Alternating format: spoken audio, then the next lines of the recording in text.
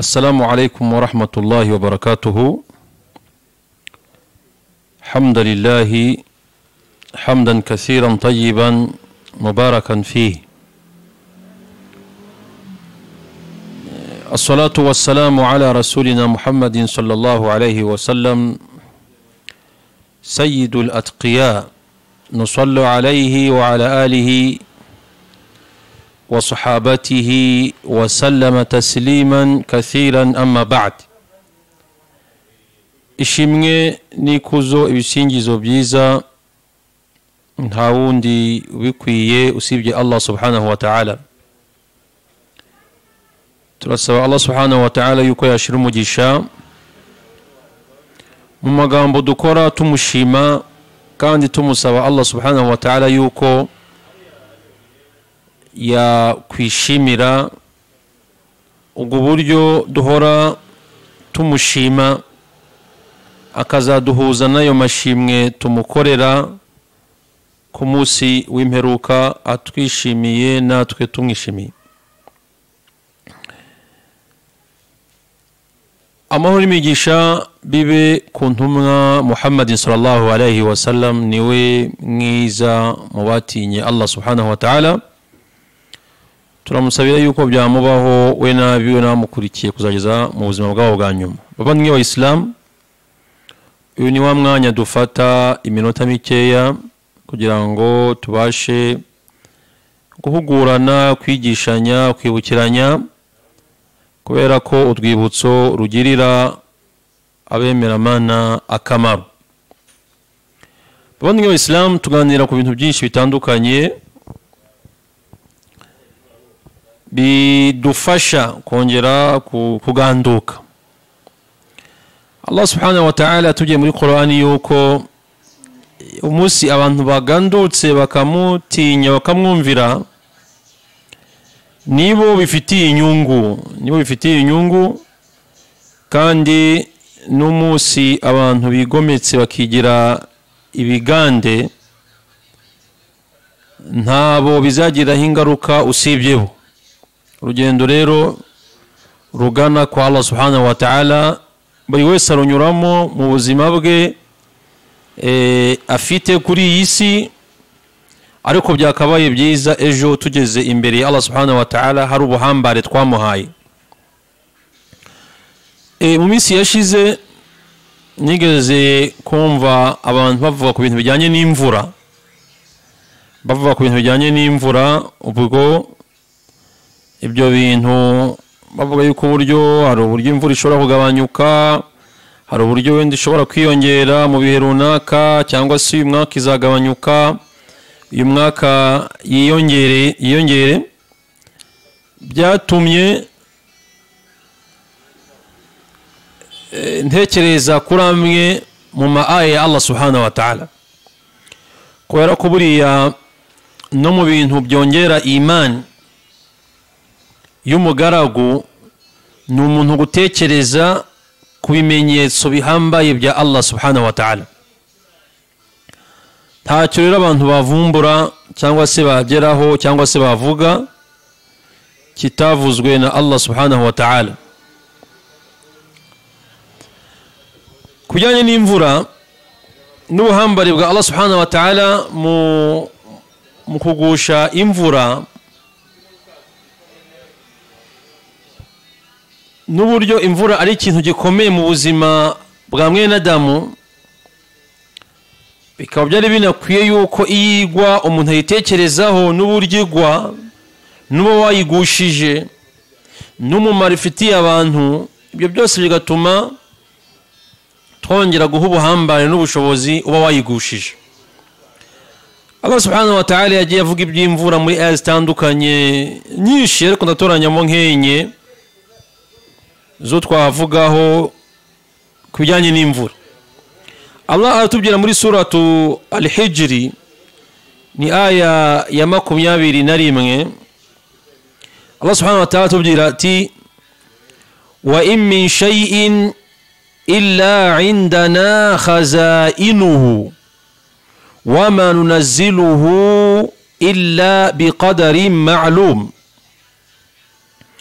Allah subhanahu wa ta'ala aratubwira yuko nta kintu na kimwe kiriho cyangwa se kibaho usibye ko Allah subhanahu wa ta'ala ari ufite ibigega byacyo. Ngo nta kintu na kimwe kiriho cyangwa se cyabaho usibye ko Allah subhanahu wa ta'ala yamaze kugipangira uburyo kizabaho cyangwa se ibizagifasha kugira ngo kibashe gutunganirwa n'ubuzima bwacyo. Ariko ngo wamanunaziluhu, ntabwo tumanura ibyatuma imibereho ikomeza mu buzima bw'umuntu cyangwa se bw'ibiremwa illa biqadari ma'lum, tubimanura hashingiwe ku igeno riba rizwi runaka.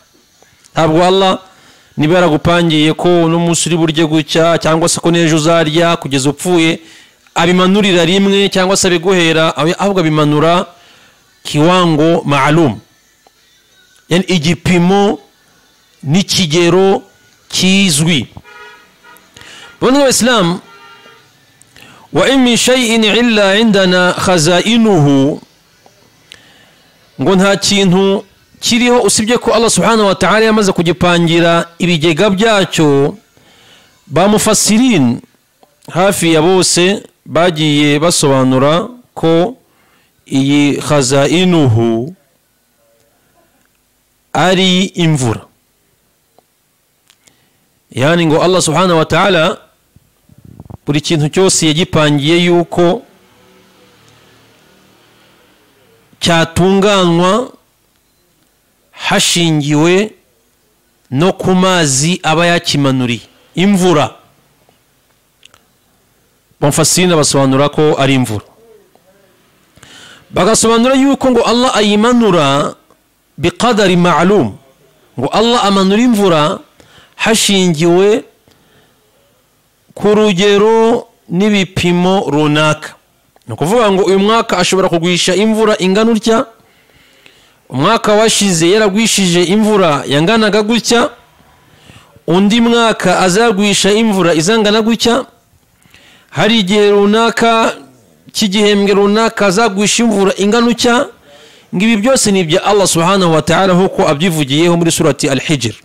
Bana Islam, rero ikintu nk'iki ngiki umuyisilamu yakagombye ku cyubahiriza kikanamwongera imani. Niba Allah subhanahu wa ta'ala ari wowe wifitiye imvura, hari mu hadithi yerekana yuko bana Islam mu buhambare bwa Allah subhanahu wa ta'ala ngo nta gitonyanga kimanuka usibye ko kimanukana n'umumalayika. Nta gitonyanga kimanuka usibye ko kimanukana n'umumalayika ubu kizanye ahangaha ku isi akakigusha ku muvuduko Mwenyezi Mungu yamubwiye, akagishira hasi ubundi agakomeza ubuzima. Rero wakwibaza abamarayika ba Mwenyezi Mungu subhanahu wa ta'ala bangana iki? Allah arahambaye, azaduhereze kwa mu bantu basobanukiwe ubuhambare bwa Allah subhanahu wa ta'ala kandi bakura mu byo akora. Nkungo umuntu gusa imvura yikugwa akabona ibi bisanzwe, ni ibintu imvura nyine. Allah aturinde kuzamura abandi babona yuko ibiba ari ibintu bisanzwe, yani biba automatique, ntago byaba byashoboka, ariko icyo biba mu kavuyo byazangirika. Ariko Allah subhanahu wa ta'ala ngo iyo mvura ayimanura biqadari ma'lum. Ubwo rero mwaka runaka imvura ishobora kuba nkeya, ubundi ikaba nyinshi, ubundi ikaza mu rugero, ubundi ikagenda gutya, ubundi ikabura, ubundi ikagwaha, ubundi ntigwaha. Ibi byose ni mu bitangaza bya Allah subhanahu wa ta'ala.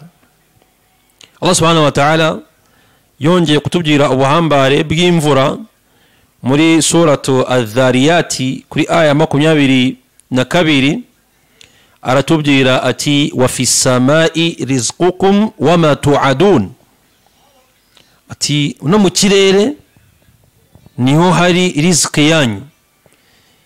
Iyi aya umuntu aramutse ayisomye ngo no mu kirere niho hari amafunguro yanyu, atari umuhinzi bishobora kugorana kubyumva ukuntu mu kirere ariho hari amafunguro y'abantu.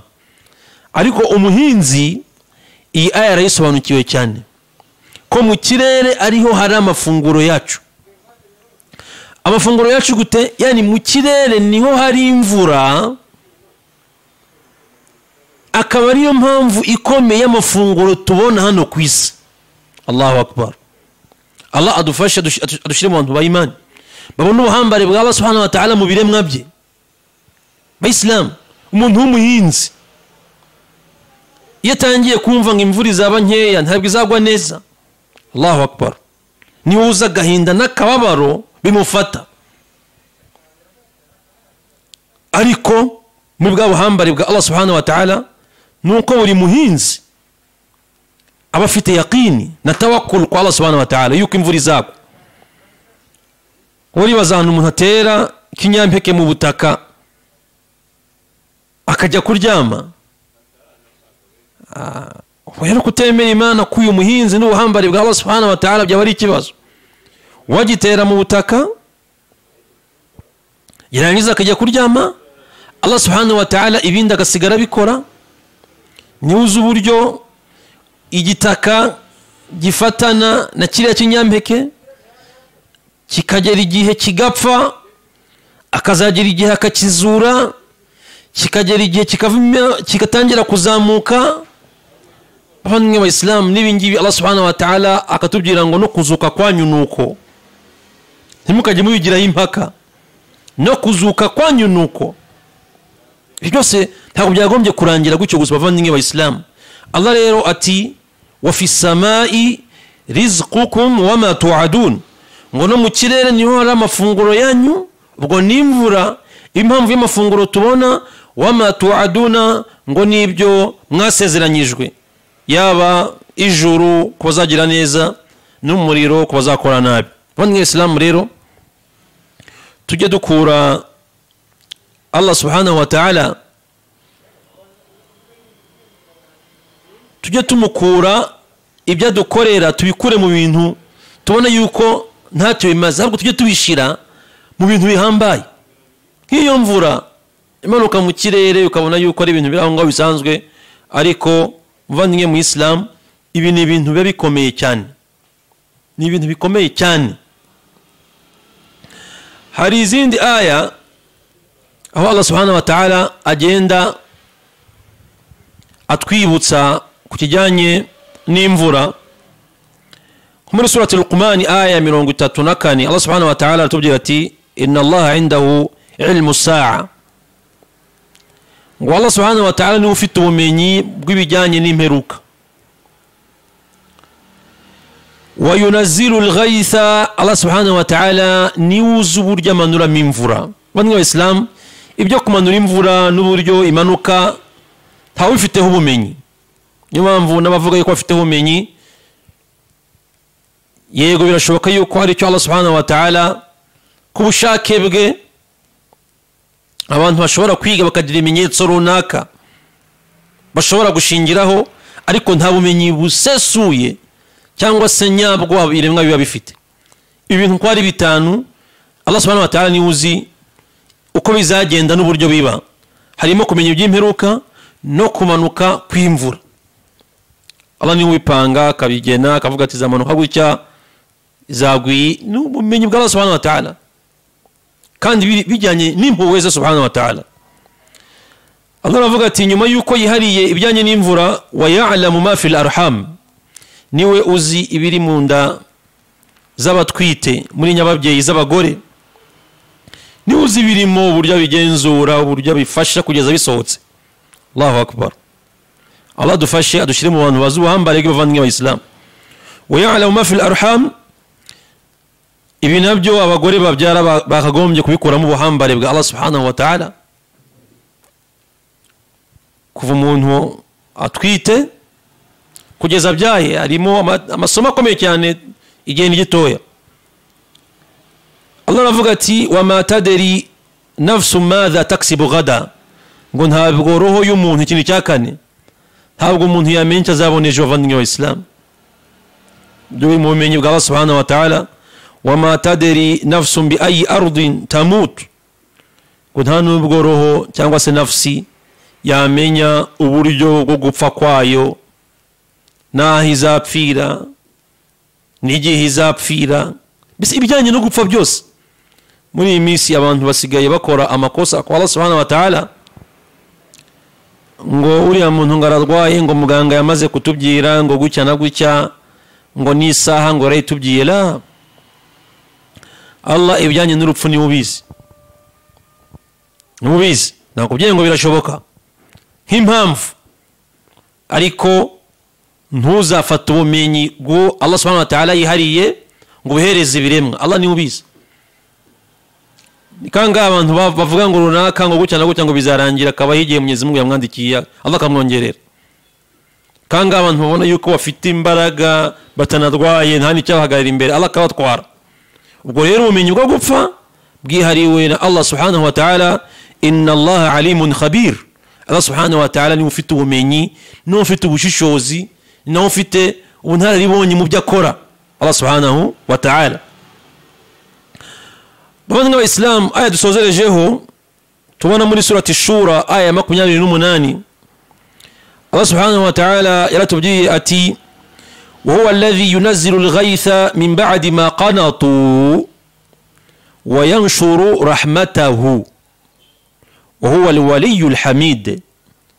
Allah subhanahu wa ta'ala ngo ni umanura imvura. Bavandimwe b'Islam, Allah subhanahu wa ta'ala ni umanura imvura min ba'di ma qanatu, igihe abantu baba bamaze kwiheba,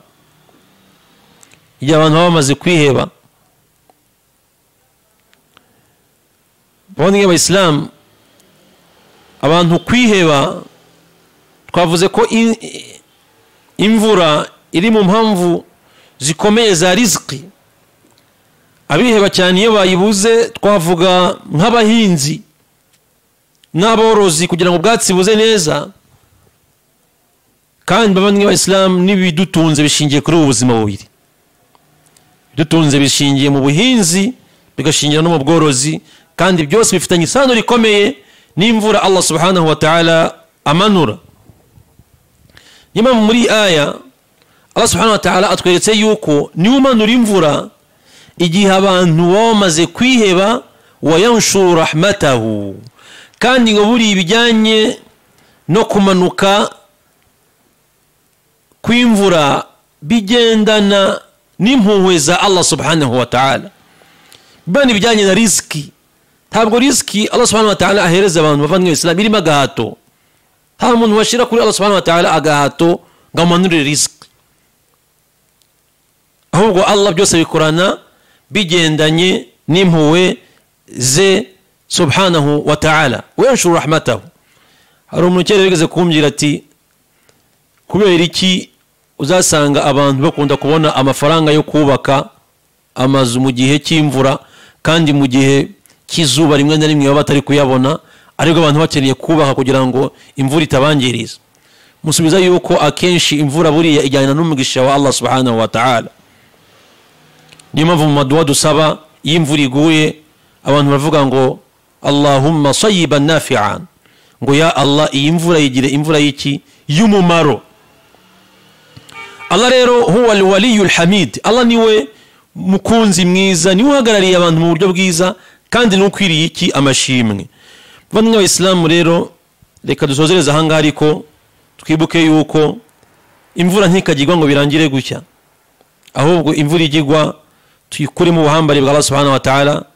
Tunibuke yuko Allah subhanahu wa ta'ala aramutse ayitwimye, yaba twimye ikintu gikomeye, kandi n'igihe yiduhaye kaba duhaye umugisha ukomeye, tukaba dutegetse kumushimira, tunamusaba yuko yatubera imvura nziza kandi y'umumaro, ntibe imvura irateza ibiza cyangwa se irazana ibibazo. Wallahu a'lam, wa sallallahu ala sayyidina Muhammadin sallallahu alayhi wa sallam. Wassalamu alaykum wa rahmatullahi wa barakatuh.